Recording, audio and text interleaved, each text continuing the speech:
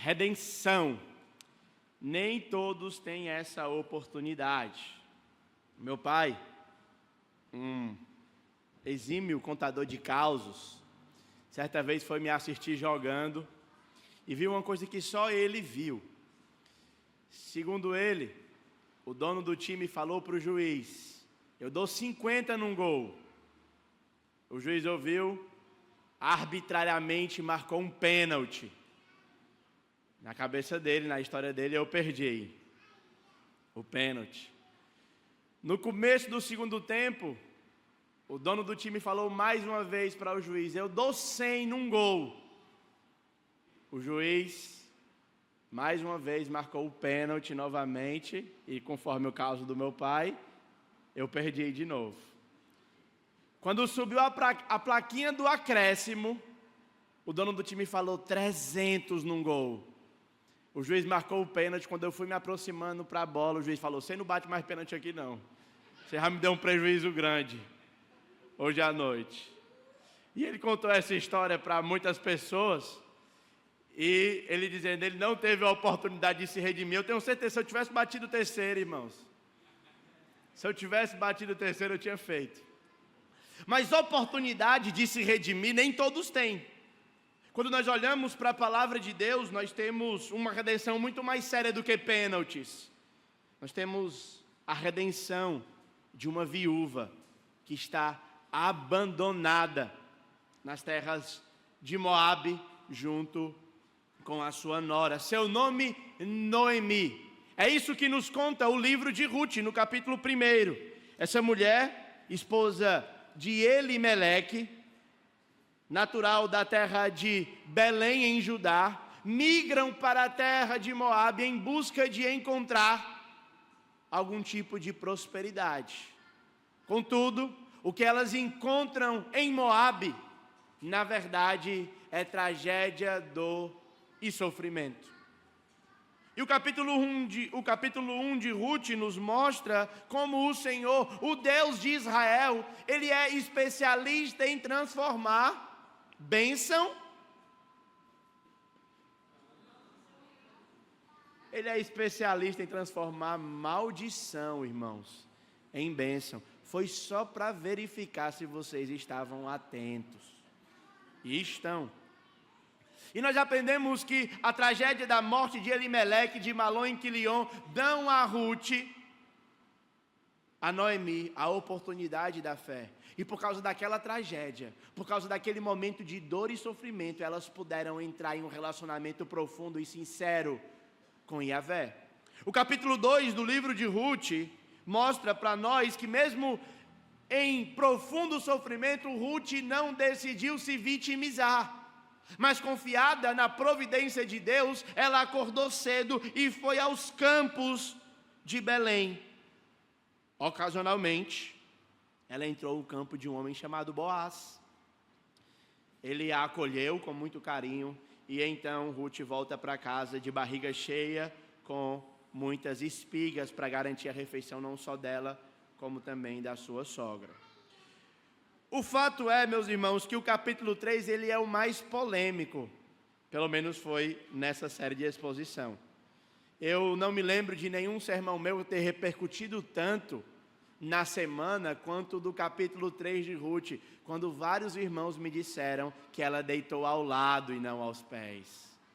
É muita inocência de minha parte. Alguns dizem, contudo, o texto é claro, quando diz que ela descobriu os pés e ficou com frio.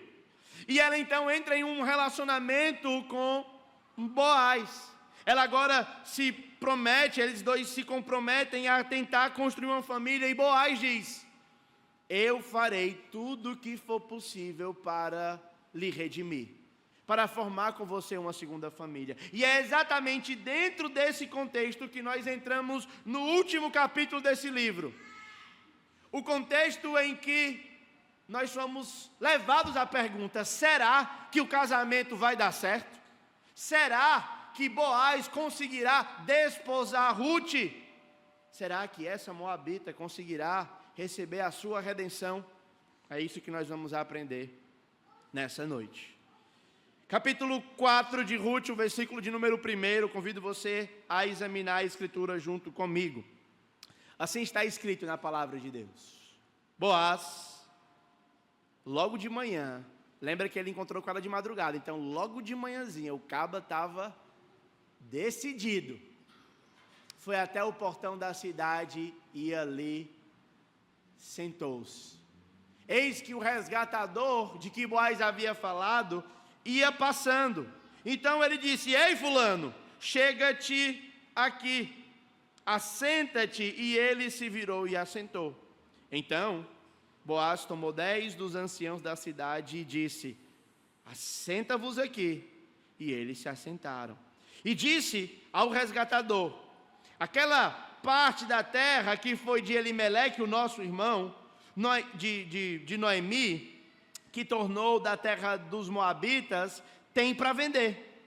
Resolvi, pois, informar-te disso e dizer-te: compra na presença destes que estão sentados aqui, e na presença de meu povo. Se queres resgatá-la, resgate-a. Se não, declara-me, para que eu o saiba, pois não há outro senão tu que a resgate. E eu depois de ti. E respondeu ele: eu a resgatarei. Até aqui a leitura da palavra de Deus. Queria convidar você a ir comigo ao Senhor em oração. Feche seus olhos. Senhor, nós estamos mais uma vez reunidos e congregados, depois de entoar belas canções, para glorificar o Teu nome e para encorajamento da nossa fé. Nós lemos o Santo Livro, que agora será explicado e pregado aos nossos corações. Nos ajude, Senhor, a lembrar que o Senhor é o Deus que consuma a redenção. Neste caso, na porção que lemos, consuma ela em Boaz, mas no nosso, tem consumado em Cristo. Por isso eu te peço, fale conosco nessa noite mais uma vez, no nome dele. Amém. Bem, meus irmãos, o que nós vamos aprender hoje, a grande ideia, o ensino principal do nosso texto de hoje é que o resgate de Ruth e de Noemi por meio de Boaz mostra a fidelidade de Deus em redimir o seu povo. O resgate de Ruth e de Noemi através de Boaz mostra para nós como o Senhor, o Deus que nós adoramos, é um Deus fiel em redimir o seu povo. É preciso lembrar que o livro que nós estamos lendo, ele está situado no contexto do livro dos Juízes. E o período dos Juízes é marcado por muita instabilidade e infidelidade da parte de Israel para com o Senhor. E a principal marca da infidelidade de Israel é a ausência de um rei. No período dos Juízes não havia rei. E cada um fazia segundo o desejo do seu coração. É isso que nós vamos aprender quando no final do capítulo o Senhor vai mostrar para nós a solução para períodos de instabilidade no meio do seu povo. Eu acho que vai ser útil a gente examinar essa passagem fazendo 4 divisões aqui. Se você olhar comigo, no versículo 1 do capítulo 4 até o versículo 6, nós veremos Boaz na porta da cidade, conversando com o resgatador e com os anciãos daquela época. Ele está ali em uma espécie de fórum. Se nós olharmos do verso 7 ao verso 11, nós vamos ver Boaz redimindo o casamento de Boaz com Ruth. Do versículo 13 ao 17, nós vamos ver a bênção dos anciãos e finalizando com a genealogia de Davi. Pois bem, olhemos então o versículo 1 do capítulo 4. Ele subiu à porta da cidade e ali se assentou. A porta da cidade era o local onde as pessoas estabeleciam os seus negócios. Em uma realidade similar à nossa, seria como se fosse uma espécie de cartório, onde se daria compra e venda. E então, repentinamente, o narrador da nossa história, ele usa uma expressão: eis que o resgatador de Boaz ou o resgatador que Boaz havia falado passa. Lembra que na conversa de Boaz com Ruth, Boaz não desposou Ruth imediatamente, porque havia um outro na fila? Vocês lembram disso no capítulo 3? Quase todos aqui lembram. Então Boaz diz, primeiro eu tenho que resolver com ele, porque ele está na fila. E quando Boaz se senta, adivinha quem passa? O fulano, como é denominado aqui no texto. Essa expressão, eis que o resgatador passa, nos dá uma ideia em um primeiro momento de casualidade, por coincidência, alguns diriam por sorte. No entanto, conhecendo o livro de Ruth como nós já conhecemos, não tem nada de sorte. É a mão da providência do Senhor caminhando, empurrando a história para que todas as coisas aconteçam conforme o perfeito conselho da sua vontade. Essa ideia já apareceu outras vezes no livro. Quando Ruth entra no campo de Boaz, o autor diz, casualmente. Mas na verdade nós aprendemos que não tem nada de casualidade. É a providência, porque nós, como servos de Deus, não somos guiados por sorte, não somos guiados por signos, por qualquer coisa que o ser humano ache que guia ele. Nós somos guiados pela boa mão da providência do Senhor. Amém? A boa mão da providência do Senhor. Isso deveria tirar de nós a crença, por exemplo, em superstição. Eu estava assistindo um jogo de futebol com um amigo e ele disse que fez alguma coisa, ou a camisa da sorte, ou a meia da sorte, e porque ele não colocou, o time perdeu. Eu disse para ele, meu filho, você não é tão importante não. Alguns lembram que na última Copa, eu estava usando a camisa de duas seleções. A primeira, a seleção verde e amarela, e a por baixo, aquela seleção que tem por cor o preto e o branco. Posso ouvir um amém?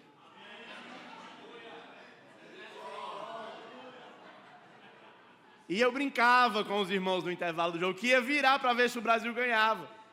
E alguns até acreditavam, porque na verdade, nós somos encantados pela ideia de que temos controle sobre coisas que nós de fato não temos. Sorte, superstição, coisas dessa natureza não devem fazer parte do nosso sistema de crença. O que deve fazer parte do nosso sistema de crença, meus irmãos, é a crença que existe um Deus, Criador do céu e da terra, que dirige o mundo e a história, segundo o perfeito conselho da sua vontade. Portanto, não, você não é um homem de sorte. Não, você não é uma mulher de sorte. Pelo contrário, você é alguém amado pelo Deus da providência. O fulano, então, só que aqui tem uma coisa interessante. Boaz não só experimenta a providência de Deus, como ele também, ele age. Ele diz, ei meu chapa, vem aqui. Era você mesmo que eu estava procurando. O fulano chegou e se sentou. Boaz então pegou 10 anciãos, que era como se fossem os advogados, os juízes, a forma como Israel se organizava naquela época para poder tomar suas decisões, e disse, sentem-se aqui. E eles se assentaram. Vai ter uma decisão importante. O verso 3 então, Boaz disse ao resgatador, ao fulano, ei macho, aquela parte da terra que foi de Elimeleque, o nosso irmão, Noemi está a vender. Ela veio de Moabe, ela veio com situação de dificuldade financeira e ela está precisando de alguém para resgatá-la. Ela tem uma terra e você é o primeiro na linhagem de sucessão, por causa da lei do levirato, para poder adquirir essa terra. Boaz diz no verso 4, eu resolvi então te informar e te dizer, compra. E resolvi fazer isso na presença de todos esses homens que estão sentados aqui e na presença do povo. Quando ele coloca na presença do povo, dá a entender que Boaz, quando se sentou, chamou o fulano e os anciãos, aí o outro que estava vendendo alguma coisa, ele parou e disse: rapaz, o que está acontecendo aí? Então parece que a audiência não foi uma audiência privada, mas tinha alguns curiosos. Semelhante a você, quando alguém cai de moto no trânsito, você vai passando bem devagarzinho para ver o que é que aconteceu. O povo todo estava ali reunido para ver o que é que ia se suceder. Então, Boaz disse: se tu quer resgatar a terra, resgate. Se não, me diz para que eu saiba, pois não há ninguém que pode fazer isso senão eu e você. Aqui, o leitor desavisado, ele fica um pouco ansioso. Primeira razão, Boaz não menciona o nome de Ruth. Segundo, Boaz está oferecendo a sua chance de casar com o amor de sua vida. Deixa de ser besta, Boaz. Como é que tu faz um negócio desse? Mas o que o autor está querendo enfatizar aqui para nós é a integridade de Boaz. Boaz sabe que Ruth quer casar com ele. Ele quer casar com Ruth, mas ele não está disposto a pegar atalhos para cumprir o plano de Deus na vida dele. Ele não está disposto a distorcer a verdade, a tentar omitir alguns fatos para atender ao desejo do seu coração. Boaz quer fazer as coisas do jeito certo. Do jeito certo. Embora haja um pouco de sabedoria da parte dele. Mas isso deveria nos ensinar, por exemplo, a lidar com situações em que nós não temos de fato o controle. Muitas vezes eu e você queremos pegar atalhos. Muitas vezes eu e você queremos encurtar caminho. Muitas vezes nós queremos selecionar verdades que possam nos beneficiar. Mas o que parece que está acontecendo aqui é que Boaz está controlado pela verdade de que aquilo que o Senhor tem para ele, aquilo que é o projeto de Deus na vida dele, não será frustrado. Não será frustrado.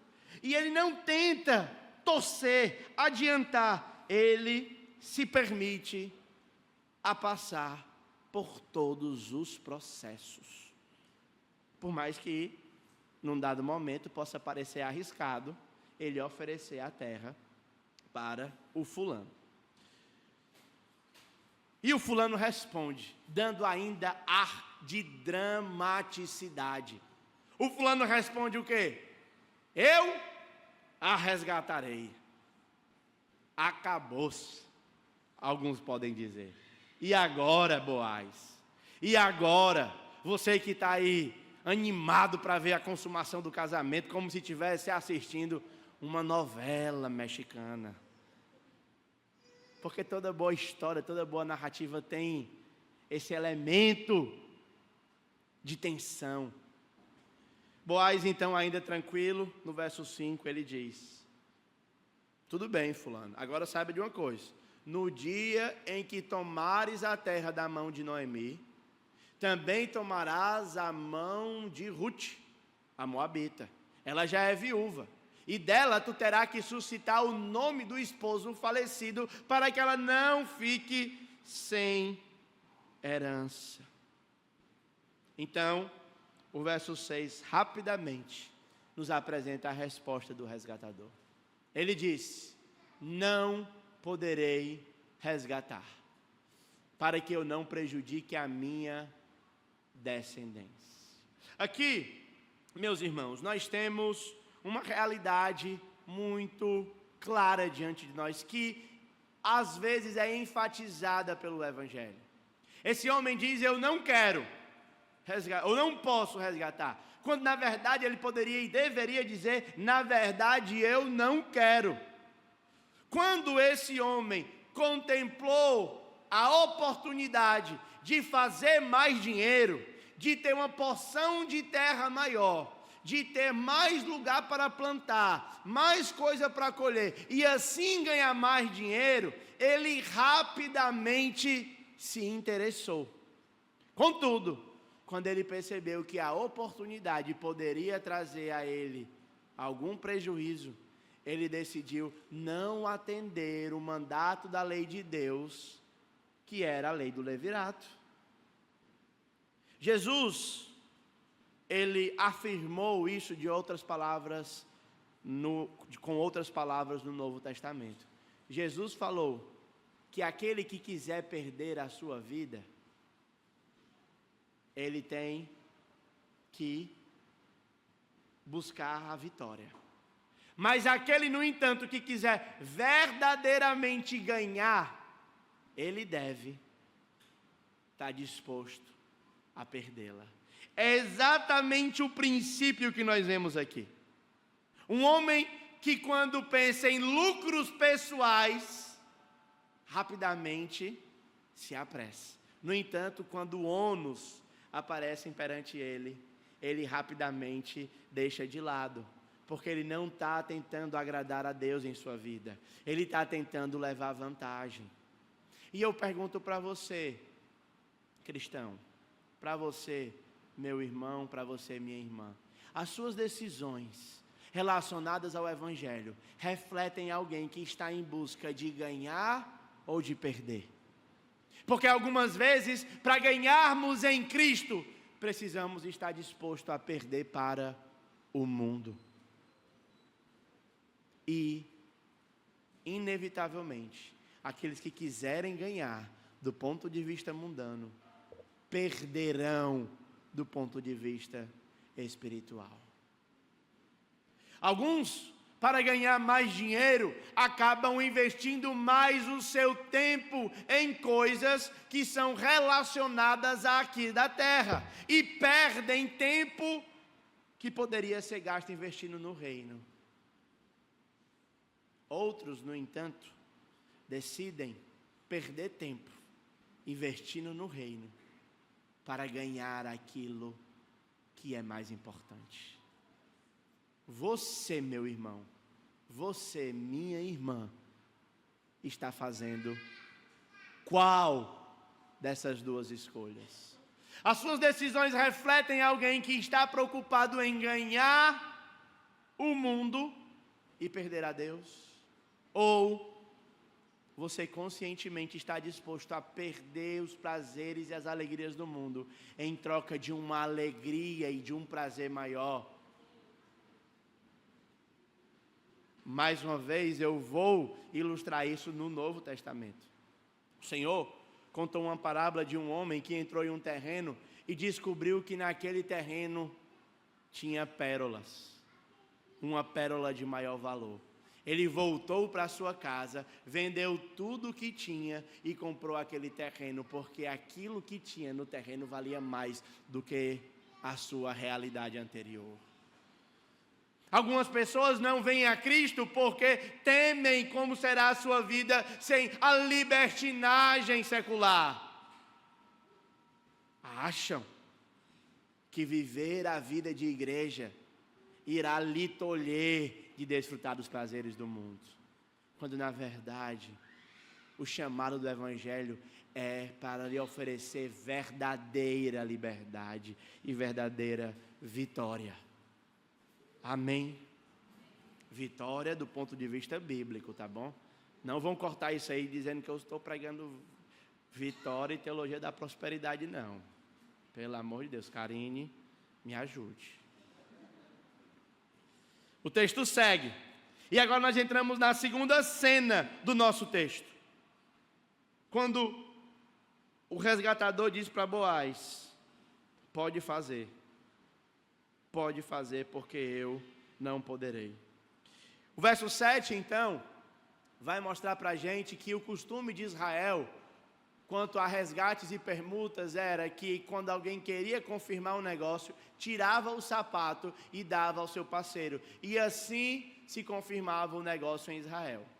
Nós estamos acostumados a contrato de compra e venda, reconhecer firma no cartório, mas na época de Israel a forma de reconhecer a firma era tirar o sapato. né? E talvez você estava imaginando aqui um chulé. Talvez chulé não tinha, que talvez era um pouco arejado, mas certamente poeira estava cheio. De onde vem essa história do calçado? Isso aqui é só uma curiosidade que eu queria compartilhar com os irmãos. Algumas passagens antes de Ruth que dizem que o israelita, onde pisar a planta do seu pé, será dele. Vocês conhecem essa passagem? Inclusive, na época da adolescência, eu me lembro dos rapazes varoando por aí. Aí o irmão chegou assim, pisou no pé da menina. Ela disse: por que você pisou no meu pé? Porque está escrito: onde eu pisar a planta do meu pé, será meu por direito. Aquilo é uma realidade para um povo específico que não é mais válido para nós hoje. Pelo menos não dessa maneira. Então, quando se dava a sandália, dizia que aquele terreno que eu pisei, que era meu, agora será teu, e tu irás pisar nele, portanto, tu assumirás o direito sobre aquele lugar. Era uma maneira que eles tinham de reconhecer a firma, pensando em tempos modernos. Disse, pois, o resgatador a Boaz, o verso 8, compra, tirou o calçado. Então Boaz disse aos anciãos e a todo o povo, no verso 9, vocês são hoje testemunha de que comprei da mão de Noemi tudo o que pertencia a Elimeleque, a Quilion e a Malom. Ufa, deu certo. Boaz conseguiu. E o verso 10, então, ele diz, e agora tomo por mulher Ruth, a moabita, que foi esposa de Malom, para suscitar o nome sobre a sua herança, para que esse nome não seja exterminado entre seus irmãos e da porta da cidade. Disto hoje sois testemunha. E aqui o texto brinca com o nome de Boaz e o nome do fulano. Boaz casa com Ruth para redimir o nome da família. E o fulano não quis casar com Ruth com medo de perder o nome. Qual foi o nome que foi perpetuado pelas gerações? O de Boaz. O de fulano foi esquecido. Porque, como eu falei anteriormente, quem quiser ganhar tem que estar disposto a perder. O texto segue, então, os fofoqueiros, o povo que estava na porta, e os anciãos disseram, hoje somos testemunhas. E agora eles vão dar uma bênção para Boaz e para Ruth. Somos testemunhas, o Senhor faça esta mulher que entra na tua casa como Raquel e como Lia, que ambas edificaram a casa de Israel. Eles agora abençoam a Ruth, a moabita, como a matriarca mais importante, ou as matriarcas mais importantes da história de Israel. Quem é Ruth? Quem é Raquel e quem é Lia? Senão mulheres por meio de quem o Senhor suscitou as 12 tribos de Israel. Mães de uma nação. Uma moabita infértil que passou aproximadamente 10 anos casada e não gerou um filho, agora recebe a bênção do povo de Deus para ser mãe de uma nação. Porque é assim que o Senhor faz. É assim que o Senhor nosso Deus faz. Todo mundo é testemunha.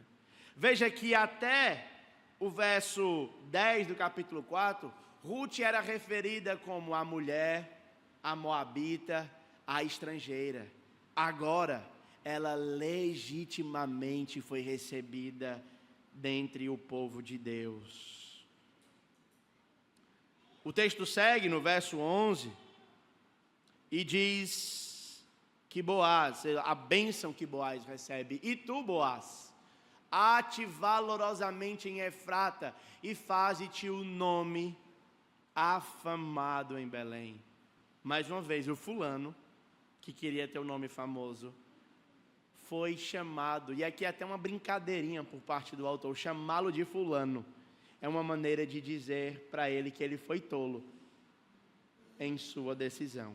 mas falar da fama que Boaz teria pelos séculos é mostrar que a decisão de Boaz em agradar a Deus, considerando perdas, foi a mais sábia. O verso 12, então, ele evoca mais um personagem dentro da bênção para Ruth. Seja a tua casa como a casa de Pérez, que Tamar teve de Judá, pela prole que o Senhor te der dessa jovem. Você lembra da história de Pérez? Uma história tenebrosa. Gênesis 38, se você tiver estômago, volte para lê-la. Eu resumirei, simplesmente lembrando para vocês que o filho de Judá havia morrido. Judá então prometeu para Tamar que quando o filho mais novo crescesse, ele traria para que pudesse tomá-la em casamento. Isso não aconteceu. Judá volta para a cidade de Tamar. Tamar sabe, ela põe roupas de prostituta e então deita com Judá. E ela concebe de Judá. Judá retorna, o Judá não conheceu Tamar, ele volta, então em sua casa descobre: Judá, a tua nora te traiu, ela está grávida. E então quando Judá chega, ele descobre, quando ele foi para executar juízo contra a sua nogra, ele descobre que o filho era dele mesmo, e é Pérez, é um casal de gêmeos. O irmão de Pérez põe a mão para fora, o calcanhar, salvo engano, mas na hora de sair, Pérez rompe, e então ele nasce. E até essa época, o povo de Pérez havia tomado proeminência em Israel. O que ela está dizendo é que essa mulher recebe a bênção para ser mãe de muitos filhos e bênção para que os seus filhos sejam proeminentes em Israel, assumam um lugar de liderança, como o de Pérez. Então, no verso 13, nós temos a cerimônia de casamento.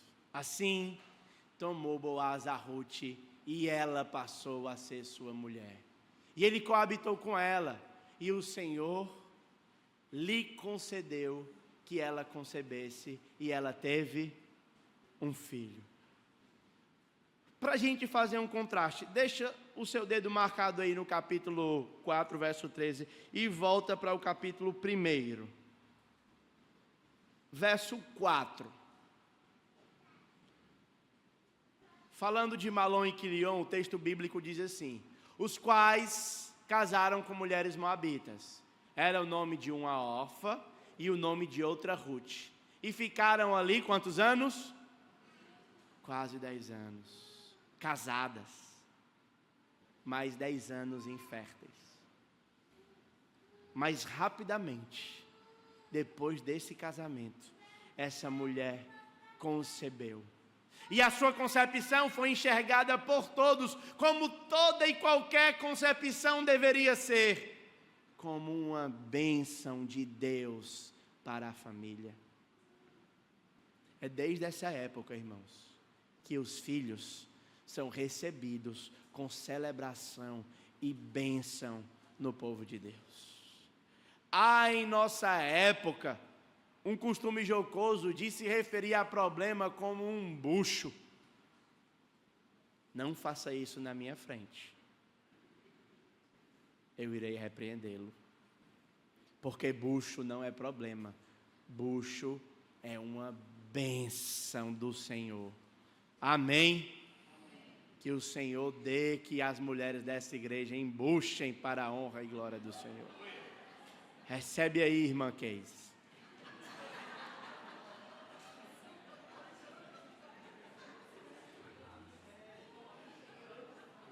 Inclusive, irmãos, uma nota de rodapé: ontem nós celebramos 7 anos de casado, viu?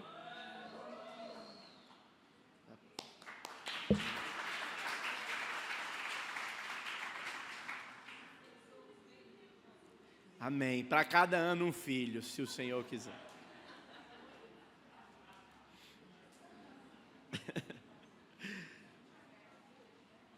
O verso 14 continua o nosso texto. Então as mulheres agora, os homens saem de cena, agora quem entra na cena são as mulheres.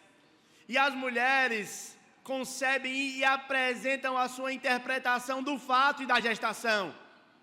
Elas dizem: seja o Senhor bendito, Noemi, que não deixou de te dar um neto, e que esse neto será o teu resgatador, e que seja afamado o nome dele em Israel.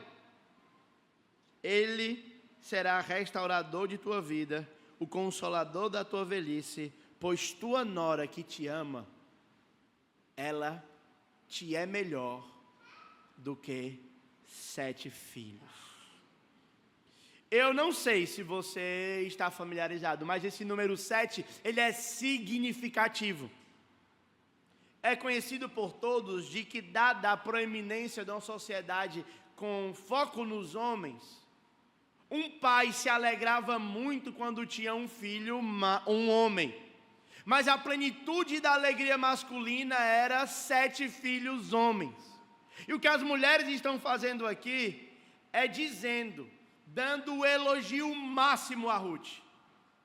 Se a maior bênção seria receber 7 filhos homens, um número que apresenta completude, ela é melhor do que os 7. Porque ela é uma nora que ama a sua sogra.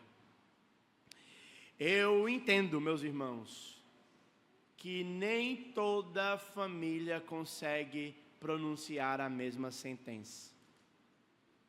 Nem todas as amigas da sua sogra poderiam dizer isso de você, como nora, e vice-versa. Mas o chamado do Evangelho e o amor com o qual Cristo nos amou é capaz de restaurar e redimir relacionamentos entre nora e sogra defeituosos. Bem, meus irmãos, em nossa cultura no Brasil, é muito comum que homens tenham problema no relacionamento entre a sua mãe e a sua esposa. As raízes do problema são muitas. E eu precisaria talvez de uma preleção inteira para trabalhar um pouquinho disso.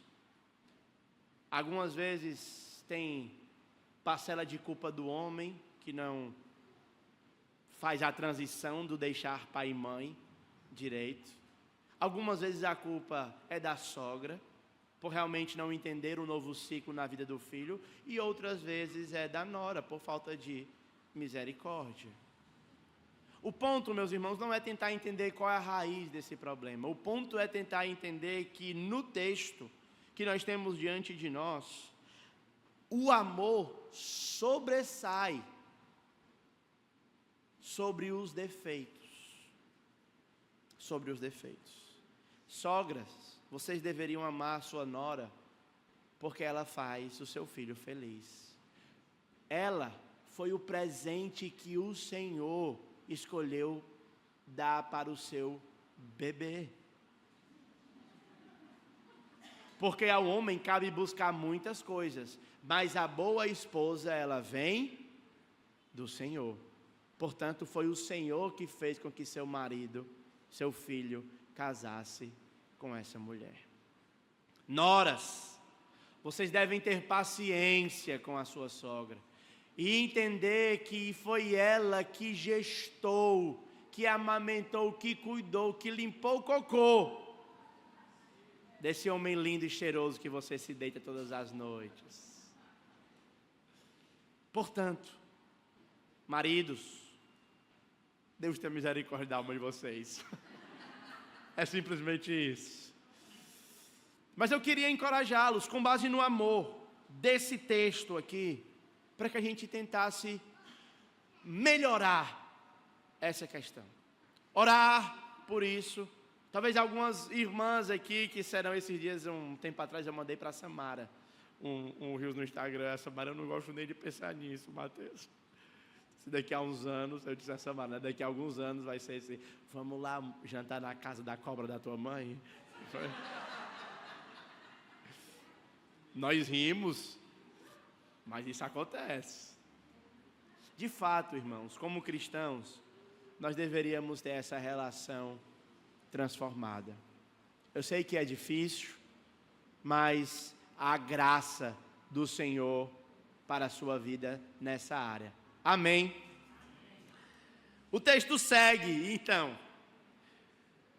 Noemi, no verso 16, tomou um menino e o pôs no regaço e entrou a cuidar dele.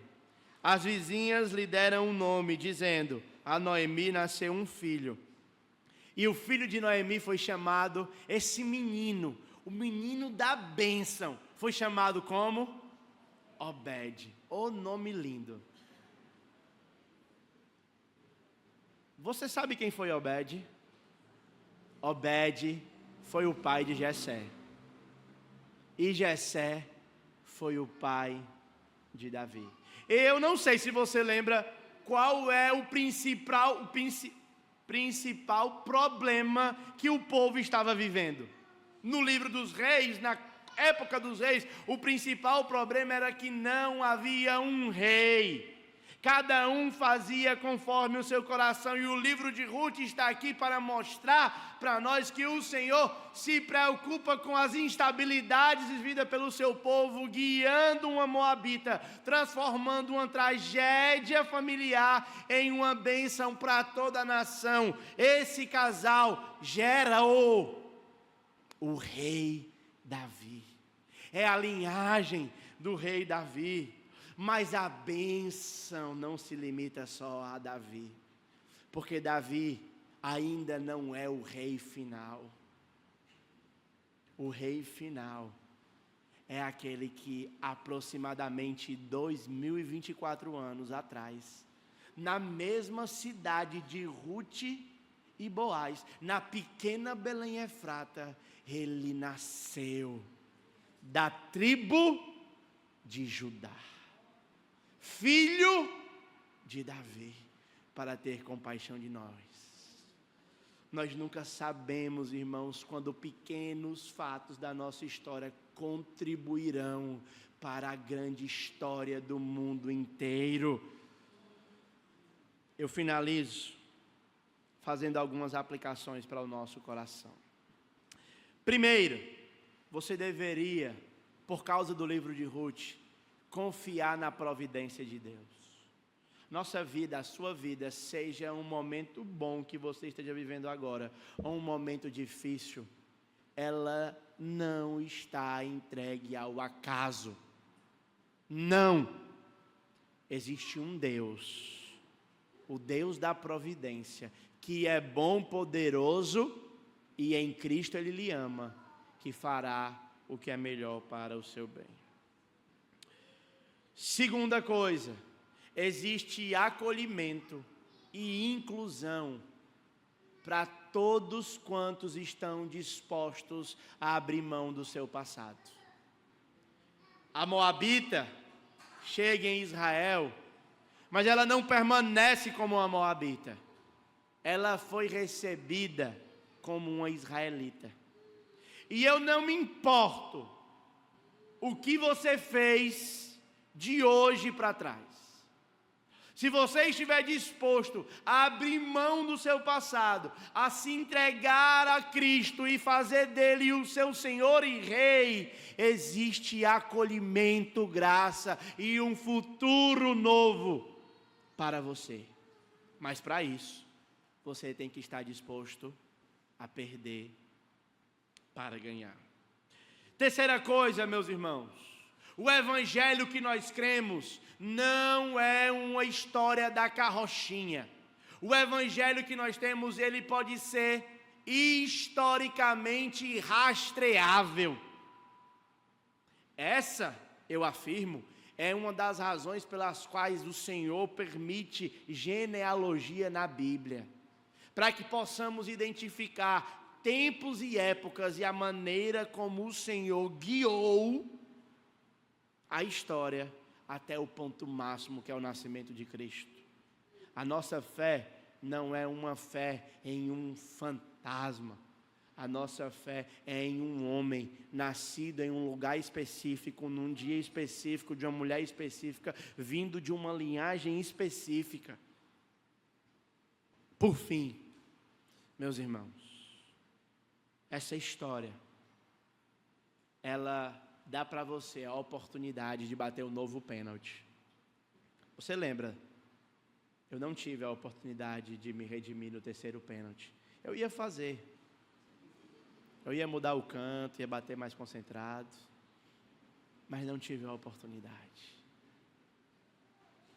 Mas o pênalti mais importante da minha vida foi quando o Salvador falou ao meu coração, redimiu-me do meu passado desastroso e me deu uma oportunidade de caminhar com Ele. A oferta da graça hoje está diante de você. Essa história, ela mostra a importância de Davi. Mas Davi é simplesmente uma ponte para o maior homem que já existiu. Logo no início da história da humanidade, quando o homem pecou, o Senhor foi pronunciar juízo para a serpente e disse que ela rastejaria por todos os dias de sua vida. Ela seria inimiga perene da mulher, e o descendente da mulher esmagaria a cabeça da serpente. Esse descendente veio da descendência de Davi, Cristo Jesus, o nosso Senhor, e é a Ele que nós adoramos.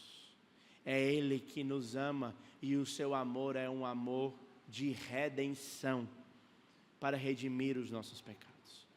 Eu gostaria de orar pela sua vida. Eu gostaria que você fechasse os seus olhos. Eu gostaria de que você refletisse sobre aquilo que o Senhor falou com você nessa noite. E se tem alguém aqui nessa noite que ainda não reconheceu Cristo como seu único e suficiente Salvador, e gostaria de, arrependido dos seus pecados, fazer isso, por favor, sinalize com um de suas mãos. Nós gostaríamos de orar pela sua vida.